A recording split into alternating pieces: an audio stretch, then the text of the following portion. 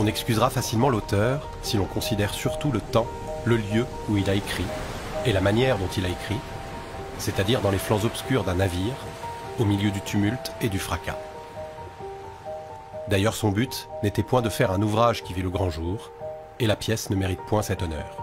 Pour ce qui est de la fidélité dans l'exposition des faits, on peut être assuré de trouver ici d'autant plus d'exactitude que l'auteur a vu par lui-même une grande partie des choses qu'il raconte, et que ce qu'il n'a pas vu, il le tient des personnes de la meilleure foi, qui ont eu elles-mêmes la fatale expérience de ces affreuses misères. La plupart des événements qui sont tracés sont et resteront peut-être longtemps ignorés d'un grand nombre de personnes. Et c'est ici le commencement des horreurs dont nous voulons parler.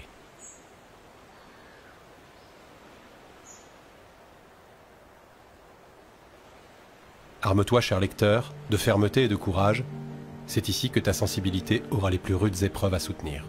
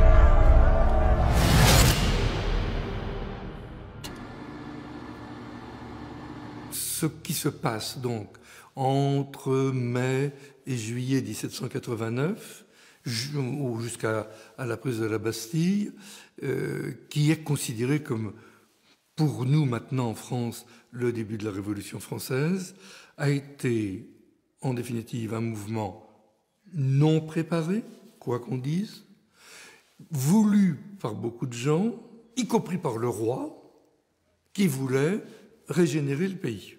Et parmi ceux qui voulaient régénérer le pays, il y a un groupe qui était très important, c'était les prêtres.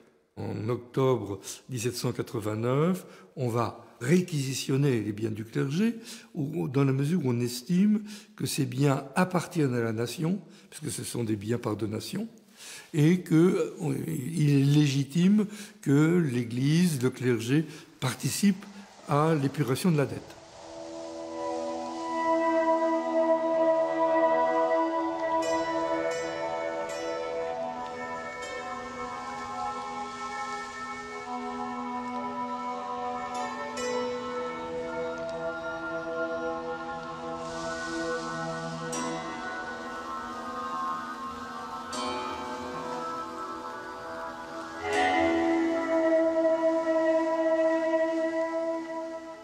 Dans la mesure où l'ensemble des ecclésiastiques va être fonctionnalisé, il n'y a pas le mot évidemment un anachronisme, eh bien il va falloir les considérer comme des salariés. On va créer quelque chose qui là se met d'un seul coup à poser problème, fin 1790, la fameuse constitution civile du clergé.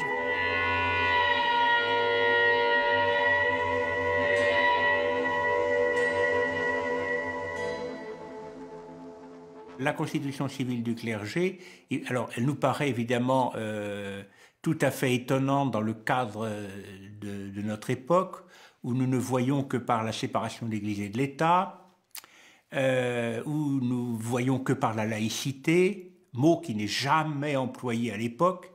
On peut même dire que la constitution civile du clergé, c'est l'antithèse de la laïcité, puisque l'Église devient à part entière un rouage complet d'État. Et là, il y a un problème qui se pose immédiatement. Et le problème s'aggrave dans la mesure où le pape ne réagira pas immédiatement. Pie VI va mettre à peu près 6 mois avant de réagir. Il réagit au printemps 1791 en condamnant la constitution civile du clergé. Et à partir de ce moment-là, les prêtres en France et les vicaires vont se retrouver dans une situation qui devient extrêmement difficile. Vont-ils prêter serment à la loi, au roi et à la nation et braver la condamnation du pape? On est dans ce moment où effectivement la prise de serment est devenue le fondement même de la nation.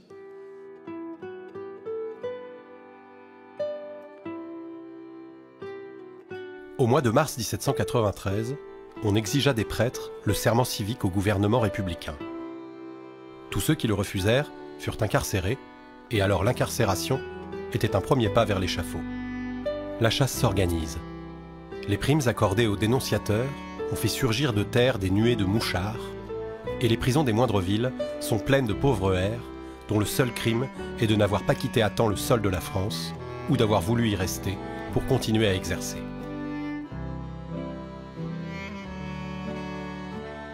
Le 26 août 1793, un nouveau décret est promulgué contre les assermentés. Ils devront, dans les 8 jours, sortir des limites de leur département et, dans la quinzaine, hors de France.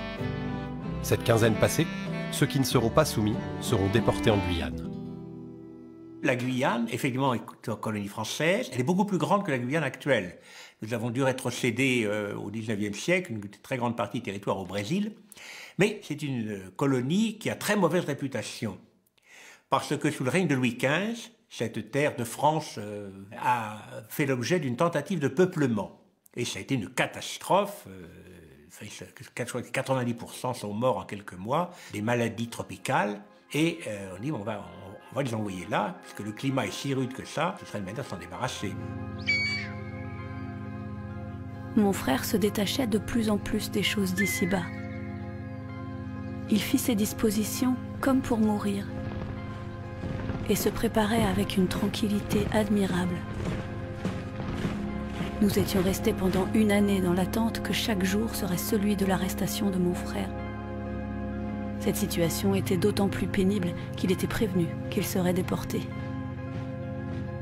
Il demeura pensif, et d'une voix ferme il me dit « Mon sacrifice est fait. »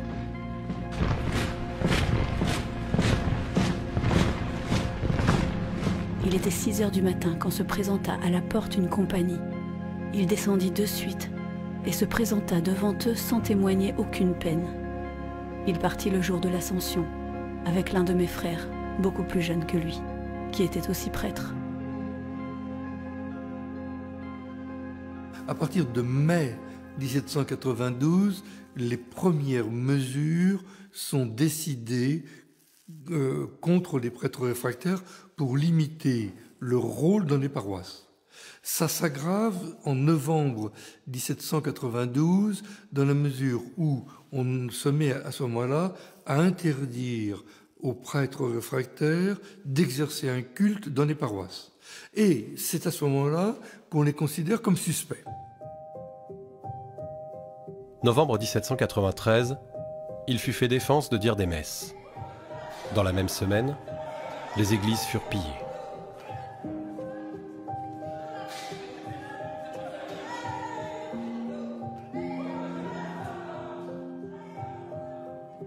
Puis débuta la déportation des prêtres réfractaires à la constitution civile du clergé.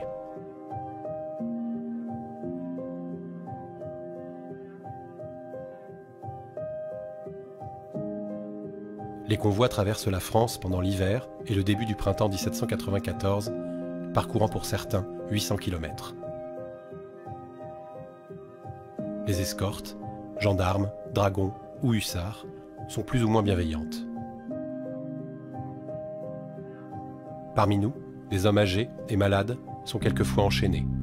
Il arrive que les gardiens nous cèdent leurs chevaux, pendant la route, ou leur lit, à l'étape, ou même nous proposent de s'évader, ce que nous refuserons tous. L'accueil aux étapes est très variable selon les municipalités, selon les sentiments religieux ou révolutionnaires de la population. Logés ici en prison, couchés à même le sol, reçus là à l'auberge, souvent insultés ou aidés discrètement. Menacés de mort à plusieurs reprises, nous sommes ailleurs obligés d'assister à des mascarades anti-religieuses et même à Limoges, à l'exécution d'un des nôtres.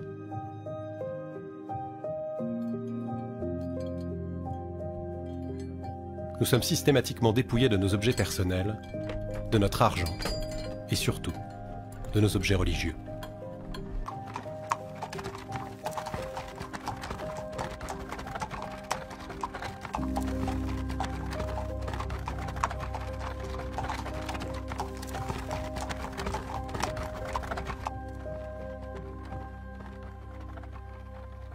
Il y a eu des migrations importantes qui ont touché des milliers de prêtres, 2 à 3 000. Ils font des étapes de 40-50 km par jour. Ils sont évidemment mal logés, mis dans des cellules, mal nourris. Et on sait parfaitement que dans toutes ces migrations, un certain nombre des plus malades ou des plus faibles meurent avant d'arriver à destination.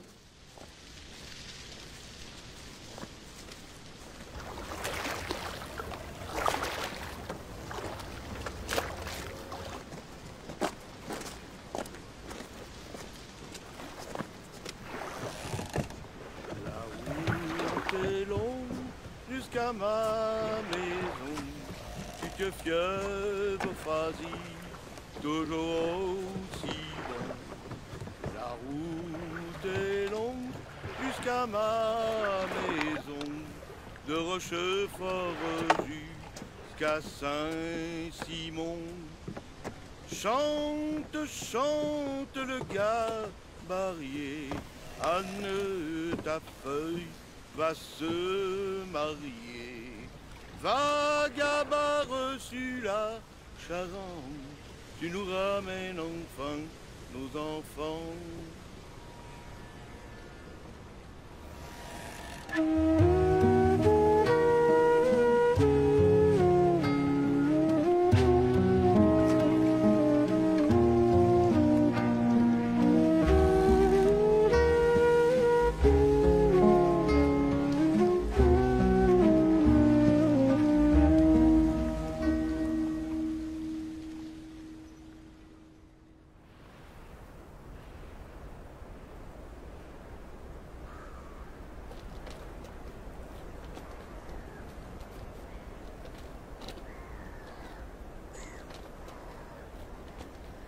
Je suis le père Guillaume Lépée, je suis prêtre du diocèse de Moulins. Et avec un groupe de prêtres de mon diocèse, nous avons fait le voyage en bus pour arriver à Port-des-Barques, afin d'arriver à marée basse sur la passe aux bœufs, qui permet de traverser pour arriver sur l'île Madame.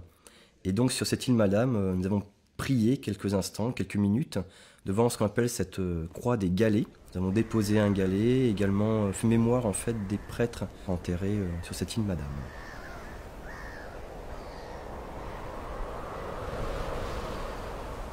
Lorsque j'étais enfant, je devais avoir à peu près 9-10 ans, mon père tenait à ce que nous allions à l'île Madame. Il a voulu nous expliquer à chacun une histoire familiale qui est portée depuis plusieurs générations, de 2 prêtres de notre famille, Jean et Antoine Dubeau, prêtres de l'Allier, qui sont morts là-bas, et qui fait que ça se passe de cousin en cousin, à chaque génération. Il y a un prêtre dans notre famille au sens large. Ça a été un poids, hein, le jour où j'ai senti cet appel, en me disant mais pourquoi moi, pas envie quoi, pas envie.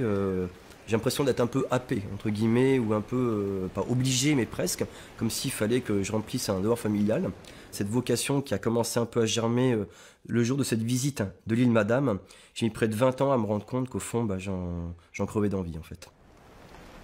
Les autres personnes de ma famille, je pense, le ressentent plus comme un cadeau de savoir qu'on a ces 2 amis au ciel, ça change un peu la vie quoi.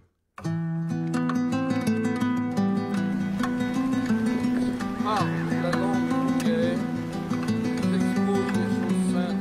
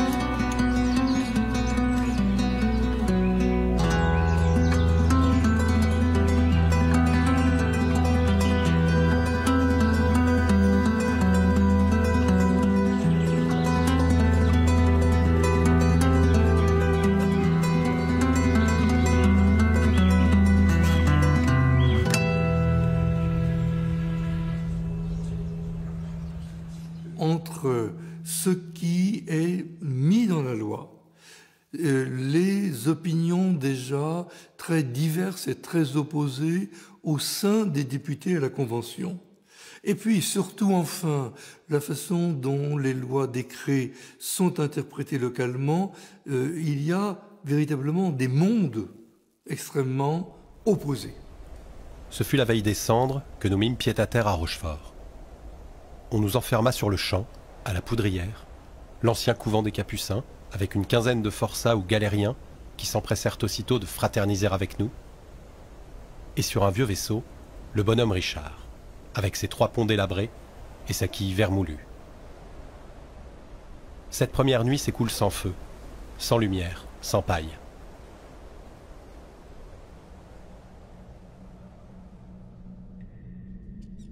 Trois fois la semaine, les commissaires viennent faire leur inspection. On nous fit passer l'un après l'autre, chargés de tous nos effets, dans une salle voisine où siégeaient gravement de soi-disant magistrats, plus habiles certes à faire un coup de main qu'à manier la parole. Mais ce qui, plus qu'aucun mauvais traitement, nous perça le cœur, ce fut de nous voir enlever nos bréviaires et nos livres de piété.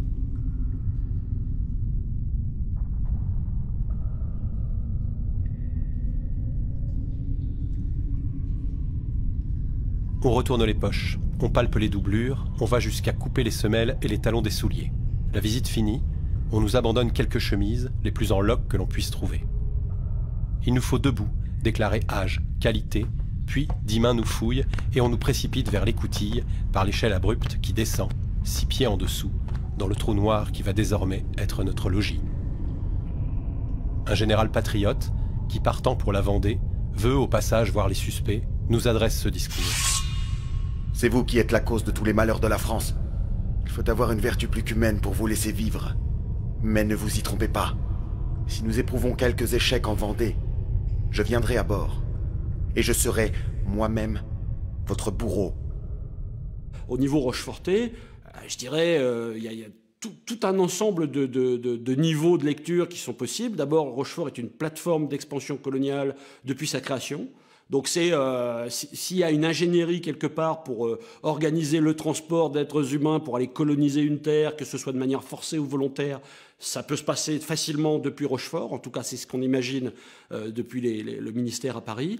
Il y a aussi effectivement le fait qu'on a affaire à une ville ouvrière, une ville de la marine, où l'entrée dans cette phase de la Révolution française qu'on appelle la Terreur va être extrêmement rapide, extrêmement facile, parce que sur place, il va y avoir des acteurs qui vont s'approprier et qui vont s'emparer de ce qu'il convient de faire finalement pour plaire à la Convention nationale.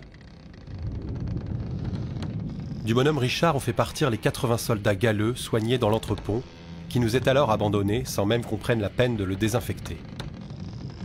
Nous sommes du moins mieux là qu'au fond de la cale, car la lumière y pénètre par les sabords et l'air se renouvelle. Chacun y organise sa place. Les sacs, maintenant bien vides, servant de chaises et d'oreillers. Il y a là l'entassement dans l'obscurité de la cale. Pêle-mêle, on a jeté là jadis du bois, des cordages, des canons, des ancres. À chaque pas, on trébuche sur quelque chose, et il faut jusqu'à 150 se caser dans ce débarras où les puces, les rats, la vermine fourmille. Le 11 avril 1794, un roulement de tambour se fit entendre, annonçant un grand branle-bas. L'heure était venue de nous embarquer. Il y eut parmi nous quelques instants de joie.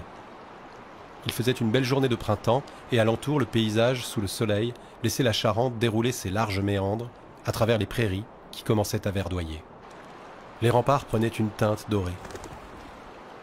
Le port montrait une animation gaie, avec son va-et-vient, sa forêt de mâts, le fourmillement des matelots, des ouvriers et des soldats.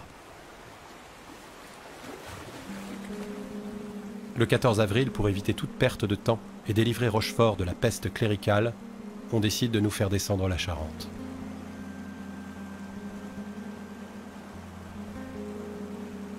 Laissant en arrière le port et les remparts de la ville, le fleuve coule à travers l'étendue des prairies marécageuses.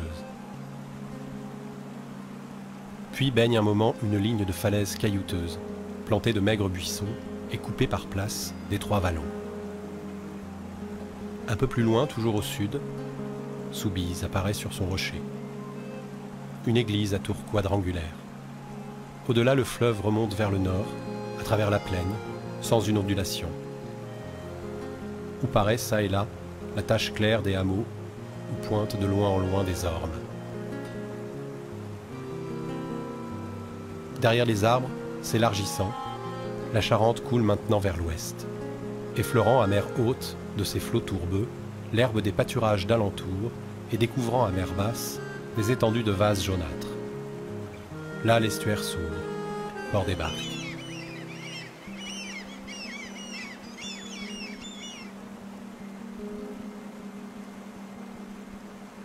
Au-delà, vers l'ouest, la côte se relève, forme une falaise rocheuse, puis s'abaisse en une pointe de sable que verdissent les joncs. Au fond, l'île Madame semble prolonger la terre. Un peu plus au nord, l'île d'Aix apparaît, accidentée, découpant ses hauts remparts. Derrière, enfin, fermant l'horizon, empêchant de voir l'océan, Oléron étend ses dunes plates, plantées de pins. Dans les derniers jours d'avril et les premiers de mai 1794, le transfert des prisonniers du bonhomme Richard sur les deux associés s'opère.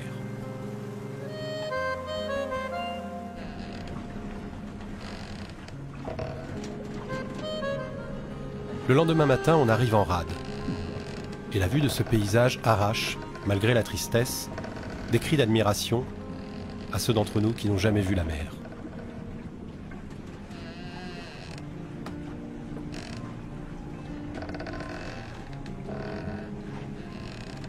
Ainsi commença le martyre qui devait se prolonger plusieurs mois encore. Les Anglais tenant l'océan avec leur flotte, il fallut bien renoncer à l'espoir de sortir de l'estuaire de la Charente. Ce n'est pas en Guyane que nous consommerons notre sacrifice. Le blocus anglais au cours de la période révolutionnaire, il se comprend tout à fait dans le contexte finalement de la guerre à l'Angleterre qui est déclarée en avril 1793. Et très vite, finalement, cette nouvelle opposition France-Angleterre, qui est une opposition maritime, navale, va tourner à l'avantage de l'Angleterre. Les Anglais nous empêchent carrément, finalement, de naviguer à notre guise. La marine française a perdu une partie de sa technicité, de sa capacité à faire face, finalement. Et donc, il y a de grandes difficultés à continuer à faire du commerce avec les colonies, à les approvisionner, à les défendre. Et donc, dans ce contexte-là, il y a un événement international finalement important, c'est l'abolition de l'esclavage, qui a lieu en début de février 1794 et qui va avoir un lien avec l'affaire des prêtres déportés, puisque ça va libérer des navires qui, au départ, auraient été normalement impliqués dans la traite négrière et qui vont se trouver finalement au chômage technique que la République va pouvoir noliser, affréter pour ses propres besoins. Le 22 mars, le citoyen Jean-Baptiste René Lally a été nommé au commandement du 3-mâts, les deux associés. D'un physique rigoureux, d'une allure brutale, terrible de regard et de gestes, ses gros sourcils sans cesse froncés, une face bestiale, ricanant parfois d'un sourire mauvais, sa bouche toujours prête à des invectives grossières, ce Lally est tout à fait le geôlier qui convient.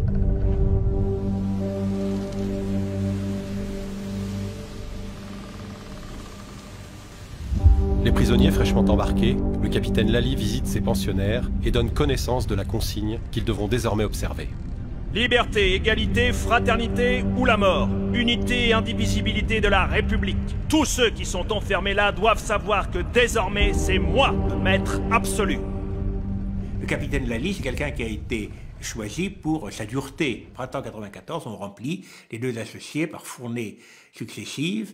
Et à un moment donné, l'entrepont, qui est l'entrepont sur lequel on mettait les esclaves qu'on allait chercher en Afrique, et il est largement plein, et Lally ne veut pas en prendre d'autres, et la capitainerie du port lui intime l'ordre d'en prendre encore d'autres, qui fait qu'il va arriver avec une population de déportés qui est 2 à 3 fois supérieure que ce que le navire transportait habituellement.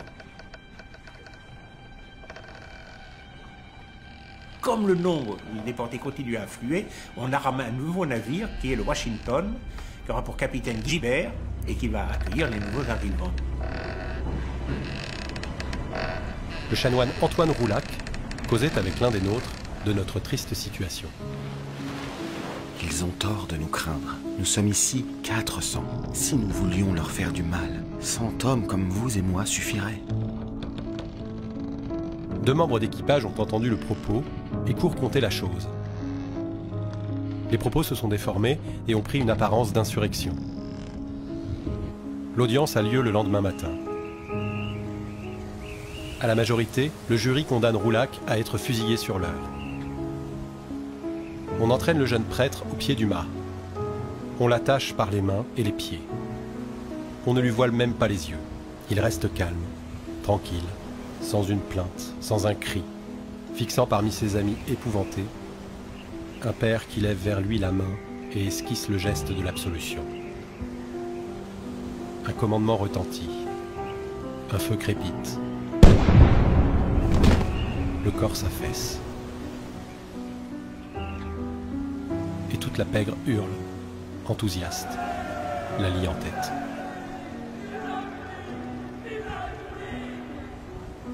Le crépuscule tombe, le vent siffle comme pour accroître l'horreur de ce spectacle que les prêtres ont vu se dérouler sous leurs yeux horrifiés. On les fait passer devant le cadavre avant de redescendre dans leur cachot.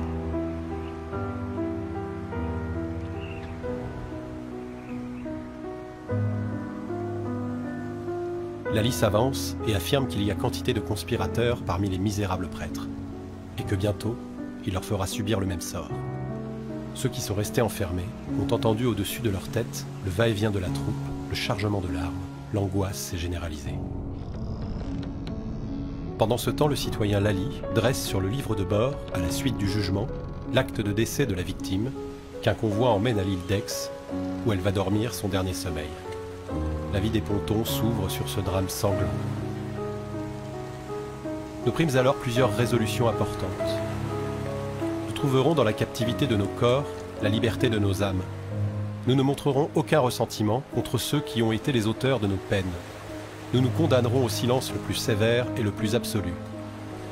Nous ne ferons ensemble, dès à présent, qu'un cœur et qu'une âme. Ce pardon, oui, reste mystérieux. Comment on fait pour pardonner à quelqu'un qui nous a martyrisés pendant près de 6 mois, 1 an, à vouloir nous tuer quand même. Donc ça reste assez mystérieux. Et pourquoi ils ont eu l'idée également d'écrire ces résolutions? Peut-être qu'ils ont aussi senti un peu une haine peut-être montée dans leur cœur, une haine légitime. Et se dire comment est-ce qu'on l'éteint cette haine, mis à part le silence, que faire d'autre? Peut-être la seule solution en ce moment-là. Rester silencieux et peut-être attendre que peu à peu le mauvais feu intérieur devienne braise et peu à peu s'éteigne complètement. Dès l'aube, la cloche sonne le réveil. Aussitôt, l'équipage hurle à tue-tête son répertoire de chants patriotiques, entremêlés de cris enthousiastes. À ce concert, nous reconnaissons que le jour est venu. Le matin, dans l'entrepont, alors qu'il avait passé toute la nuit dans l'entrepont, dans une chaleur épouvantable, au milieu des immondices, eh bien, il faisait ce qu'on appelait parfumer au brai. C'est-à-dire qu'il amenait dans l'entrepont un bassin dans lequel il y avait du goudron, et dans lequel on mettait un boulet de canon qui avait été chauffé au fer rouge. Le résultat était une vapeur de fumée de goudron épouvantable qui envahissait tout. Alors on faisait ça pour désinfecter les entreponts vides. Mais là, il le faisait avec les déportés en place. C'était épouvantable, c'était irrespirable, et petit à petit, il en mourait plusieurs chaque jour.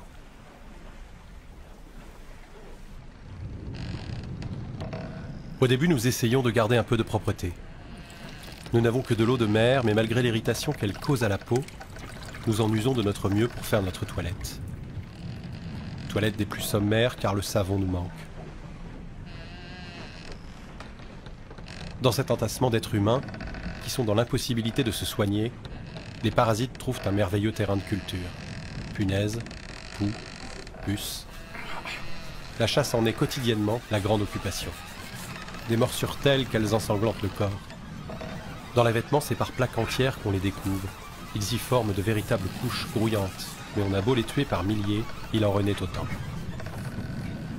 Il m'arrivait parfois de descendre auprès de cette foule de Lazare expirants pour confesser l'un, animer l'autre, faire la recommandation de l'âme à celui-ci, fermer les yeux à celui-là. Je remontais couvert de plus de poux qu'auparavant. Quelques femmes charitables de saintes, qui eurent le courage de lessiver notre linge, comparaient la vermine au riz qui s'amoncelle au fond du vase où on le lave avant de le faire crever.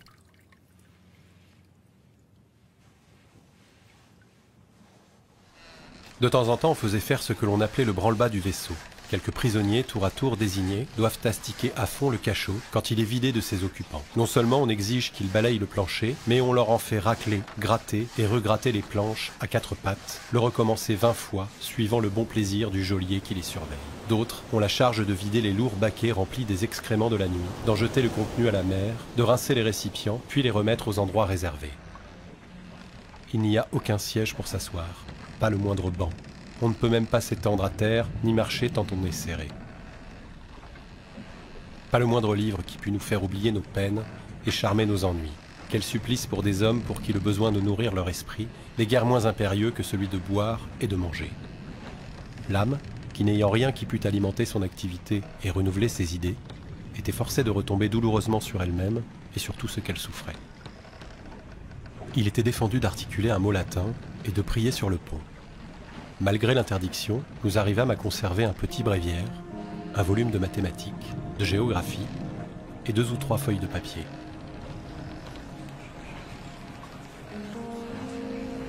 Le capitaine Gibert surprend un groupe de ses passagers en train de prier tout bas. Il entre aussitôt dans une terrible colère. Fanatique! Je crois que vous invoquez votre Jésus! C'est en vain que vous le priez! Il ne saurait vous retirer d'ici! Quelle atroce autant que savante combinaison pour faire entrer, en les plaçant en tous sens, le plus grand nombre d'hommes possible dans un espace donné, sans les faire étouffer. Nous y faisions l'apprentissage du tombeau. Lali, une lanterne d'une main, un sabre nu de l'autre, hurle, bouscule, exige qu'on se couche sur le côté pour prendre moins d'espace. Nous avons eu plus de 400 nègres à ce même bord et ils y étaient au large. Ceux d'entre vous qui périront feront place aux autres. S'il en meurt 20, nous en ferons venir 40. La souffrance, l'épreuve, aussi absurde soit-elle, aussi absurde soit-elle, une souffrance peut déboucher sur une espérance, peut déboucher sur quelque chose de grand et de beau. Et ça, on sent qu'ils en sont pétris. C'est-à-dire qu'à vue humaine, oui, clairement, il y a de fortes chances qu'ils soient déportés et qu'ils meurent. Leur sort est quasiment réglé, quoi. Mais on sent que ces hommes, en fait, sont déjà au-delà pour beaucoup. C'est-à-dire, la question, c'est à travers cette expérience-là, à travers cette épreuve-là, de quoi je vais pouvoir être le témoin. C'est toute la question du martyr, en fait. De quoi ma mort va pouvoir être le témoin. Qu'est-ce que ma mort va pouvoir dire au monde. Et donc, ils sont dans une sorte d'acceptation et ils cherchent à vivre la fidélité à l'Évangile, à la foi qui est vraiment la leur, jusqu'au bout, pour être des témoins de l'Évangile qui les a fait vivre jusque-là, quoi. Nous mangeons sans assiette, serrés les uns contre les autres, nous souillant de graisse mutuellement, à même les immondices, à l'endroit où l'épouillage se faisait quelques instants auparavant. J'ai vu un de mes confrères demander quelques morceaux de pain, reste méprisé de la table du capitaine, qu'on se disposait à donner au pourceau. Je pris sur moi de représenter au capitaine qu'il était révoltant pour l'humanité que l'on donnât du pain aux animaux, tandis que des hommes en manquaient. Ce pain nous appartient et nous le donnons au pourceau. C'est nous-mêmes qui en faisons l'usage, puisqu'un jour, nous mangerons la chair de ces animaux. Ce fut toute la réponse que j'en eus. On continua à donner du pain aux cochons du capitaine, et les prêtres déportés furent réduits à leur envier cette nourriture. Il arrive aussi que par dérision, au sortir d'un bon dîner, les officiers viennent plaisanter leurs prisonniers. Par-dessus la rambarde, certains soirs, ils leur jettent des morceaux de bréviaire confisqués,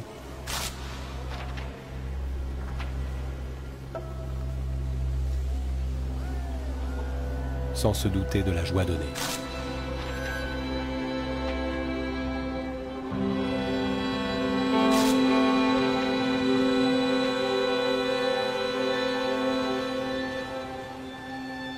Les capitaines de navires, c'était des négriers, hein, voilà. Alors, ce qui a dû profondément les changer en termes de pratique, c'est que sur un navire négrier, on met tout en œuvre pour conserver en bonne santé la cargaison humaine. En fait, je pense que ces responsables, ce sont les mêmes que dans toutes nos catastrophes humaines, quoi. C'est-à-dire que ce sont des Des pauvres gens qui se sont laissés embarquer à être des rouages d'une machinerie qui les a complètement dépassés. La solution politique a pesé sur les épaules et elle a consisté finalement à organiser la mort par épuisement d'un maximum de prisonniers parce que ça coûtait cher et parce qu'on n'avait pas de solution. Ce ne sont pas des monstres. Ce sont des hommes qui ont laissé la part la plus sale de leur humanité prendre le dessus. Nous ignorions tout ce qui s'était passé à Rochefort. Recherches, lettres multipliées, rien n'avait procuré de nouvelles. Quelquefois, nous nous flattions que dans des plages lointaines, mes frères goûtaient une sorte de tranquillité étrangère à la France. Je formai alors le projet d'aller porter du secours à mes frères. Chargé d'une infinité de recommandations pour les autorités établies à Rochefort, je partis à la mi-novembre. La journée entière fut employée à faire le chemin, tantôt à pied, tantôt embarqué. Il était presque nuit lorsque nous arrivâmes à Port-des-Barques. Après quoi, il se trouva un canot si petit pour nous transporter que l'officier en témoigna sa peine aux matelots. Nous arrivâmes à 6 heures à bord du Washington. Les prêtres déportés étaient renfermés suivant l'usage. Le capitaine commande que l'on appelle mes frères, que leur sœur a permission de les voir. Le chanoine d'Angoulême répond: Il est mort il y a 3 mois. C'était une grande âme. Le plus jeune est malade à bord de l'Indien. Je ne savais trop ce que je disais dans les premiers accents de ma douleur, en apprenant subitement la mort de mon frère. L'officier, mon conducteur, qui paraissait prendre part à la douleur que j'éprouvais, m'offrit sur le champ de me conduire dans ce vaisseau. J'acceptais avec un certain frémissement qui me faisait craindre de prendre la maladie qu'on m'avait dépeinte comme la peste. Le trajet fait, je trouvais mon jeune frère, malade, méconnaissable. Mon conducteur me parlait en particulier des moyens à prendre pour retirer mon jeune frère du vaisseau. Cela donna de l'ombrage au capitaine, qui lui défendit de me parler hors du lieu où tous s'assemblaient pour souper. J'étais du repas, en compagnie bien étrange. Ils buvaient de l'eau-de-vie, se réjouissaient à leur manière, parlaient contre les déportés. Des mouvements tumultueux s'élevaient dans mon âme, mais je me tus. Les discours de ces hommes me faisaient frémir. Citoyenne, vous vous plaignez à tort du sort de votre frère. Dieu avait fixé ses jours. Je pris alors la résolution d'employer tous les moyens possibles pour obtenir la liberté du reste des victimes. Après avoir passé 24 heures dans ces différents vaisseaux, je revins à Rochefort.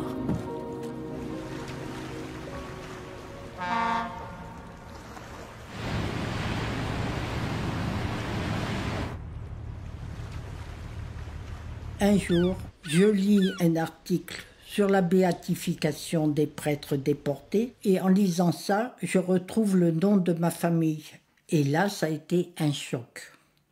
En me disant, mais ça fait 40 ans que nous sommes ici, si près d'un lieu quand même qui a été important dans la famille, et je n'en savais rien. Chaque fois que nous allons dans l'île d'Aix, nous allons dans l'église et je vois ce nom sur cette plaque, Pierre Iriex de la Broue de la Borderie. J'ai cette pensée, oui, de me dire, il est là, en dessous. Donc c'est difficile à comprendre, mais en fait ça m'émeut beaucoup.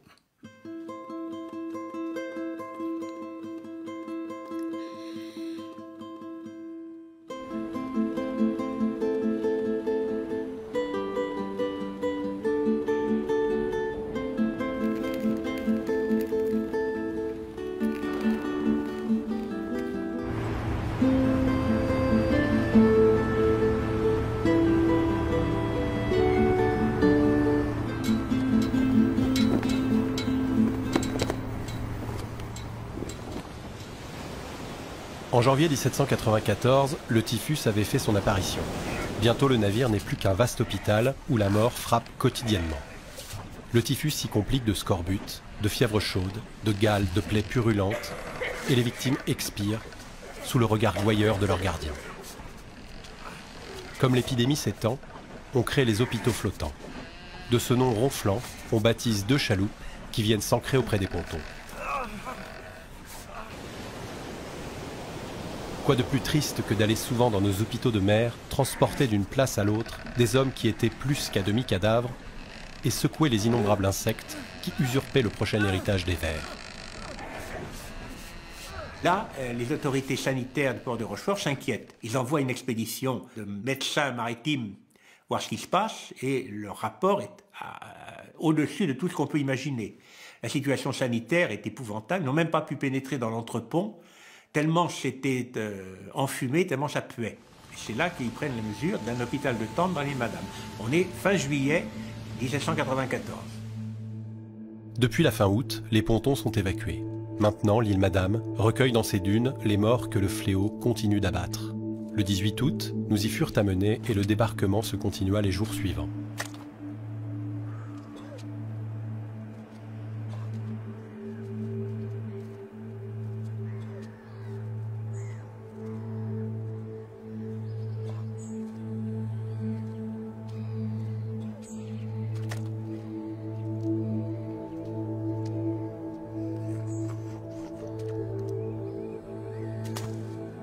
Il me sembla que je renaissais, lorsqu'approchant du rivage, j'aperçus de la verdure, une haie, des arbres en petit nombre, épars çà et là.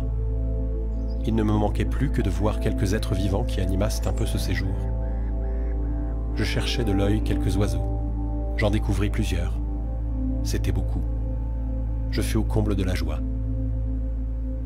Comme à Aix, nous remplissons le pénible office de fossoyeurs. Après avoir de notre mieux adouci leurs derniers instants, nous portons les disparus au milieu de la dune, en bordure d'une haie, presque à la pointe orientale de l'île, face à la passe aux bœufs. À l'automne, lorsque viennent les grandes tempêtes, ça doit être fin septembre-octobre, là, il décide de la réembarquement sur les navires. Et là, alors à partir du moment où ils sont sur l'île Madame, les inhumations se font dans les plages de l'île Madame. Dans les sables de l'île Madame. Et là, il y en a encore plus que dans l'île d'Aix. Je crois que c'est 230 dans l'île d'Aix, environ 250 sur l'île Madame. Certains ont dû vraiment vivre une conversion aussi d'âme. On passe pas comme ça d'une petite vie de entre guillemets, d'une vie de paroisse dans son petit village avec un certain train-train à une vie de potentiel martyr sans que l'âme, au fond, ne vit pas une sorte de conversion complète. À un moment donné, on dit Seigneur, quoi qu'il arrive, je te fais confiance, même si là, où es-tu, quoi?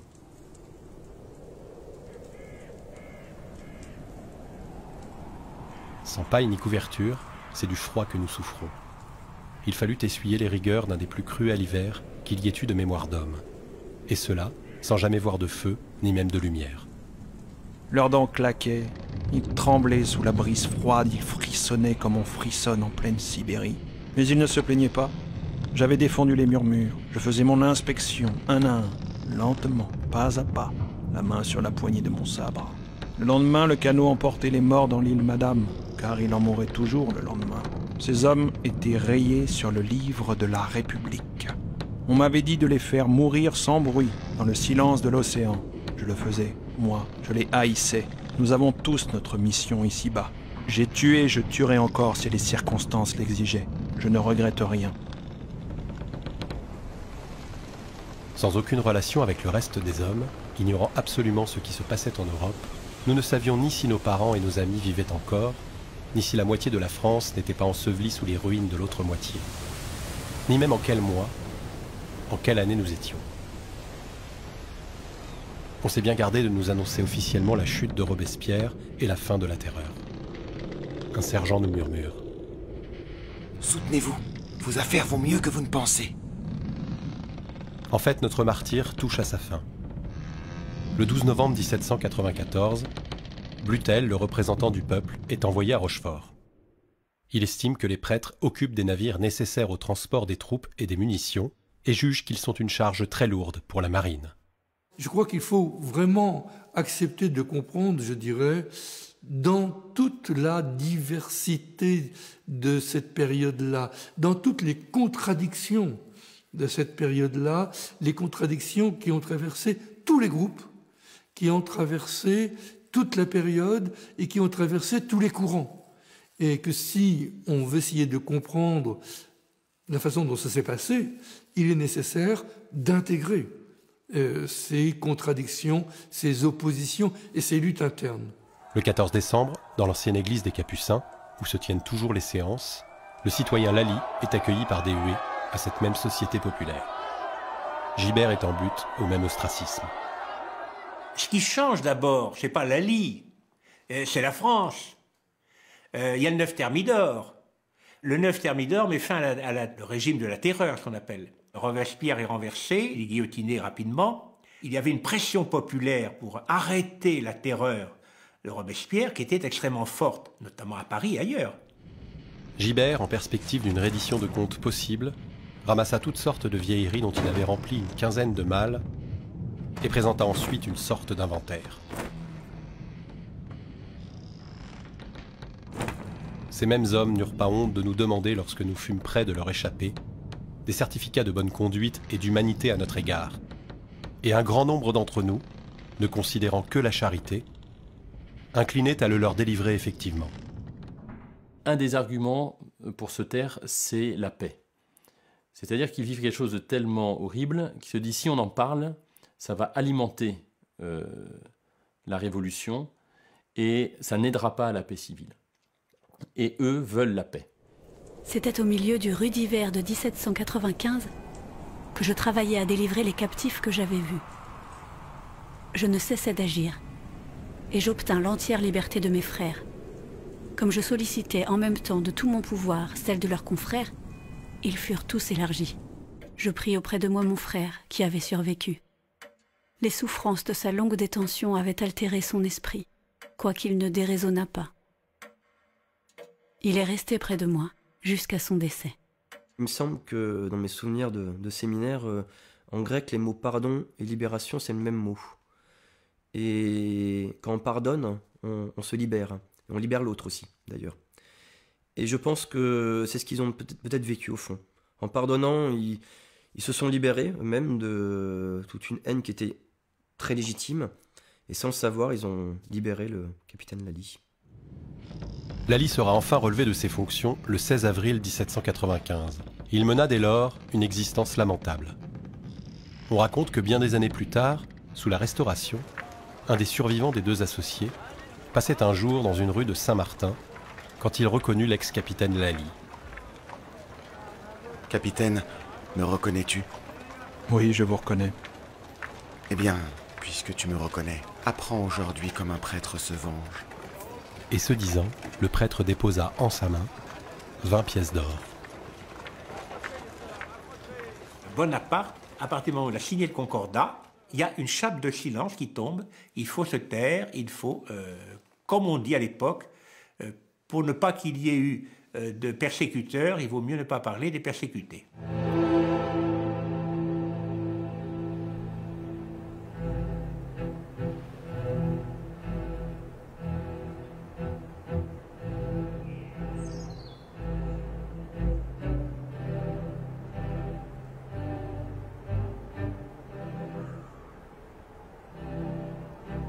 Je faisais un jour, sur les bords de la mer, une de mes promenades. J'étais dans l'île Madame. À peine arrivé sur cette terre, je vis à genoux un homme de la campagne. Il priait.